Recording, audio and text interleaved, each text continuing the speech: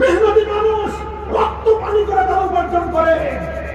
Mill factory গুলোতে যারা কাজ করে, আমাদের শ্রমিকরা মাথার ঘাম শুধু পায়ে ফেলে না, রক্ত পানি করে তারা পয়সা উপার্জন করে। কৃষক ভোর 4টায় ক্ষেতের মাঠে যায়, সন্ধ্যা 6টা পর্যন্ত মাঠে মেহনত করে সোনার ফসল ফলায়।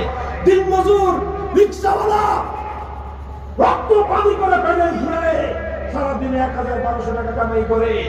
রেমিটেন্স যোদ্ধারা আমাদের যুবকরা বিদেশে যায়, 8 ঘন্টার জায়গায় 12 ঘন্টা, 14 ঘন্টা, 16 ঘন্টা পর্যন্ত ওয়ার্ক করে, ওভারটাইম ওয়ার্ক করে, পয়সা উপার্জন করে। স্বপ্ন নিয়ে এই পয়সাটা দেশে পাঠাবো, আমার পরিবার ভালো চলবে, দেশ উন্নতি হবে।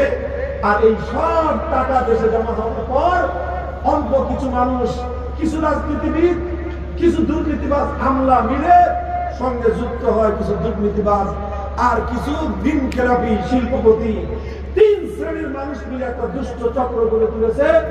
এই দুষ্ট চক্র 18 কোটি মানুষের সম্পদের সমস্ত মাখনগুলো খেয়ে দেশটাকে খোলা করে রেখেছে। উপায় একটাই, আর কোন রাস্তা নাই। হে বাংলা তৌহিদ জনতা, স্কুল কলেজ ইউনিভার্সিটির ছাত্ররা, মাদ্রাসা আলিয়া মাদ্রাসার ছাত্ররা, গার্মেন্টসের শ্রমিক, রিক্সাওয়ালা, মুটে মজদুর, সবাই আসো ঐক্যবদ্ধ হই।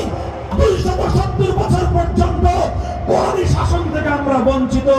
190 বছরের ব্রিটিশ আমল, 24 বছরের পাকিস্তান আমল, 55 বছরের বাংলাদেশ আমল, 270 বছরের সকল বঞ্চনা, সকল লাঞ্ছনা, সকল অপমান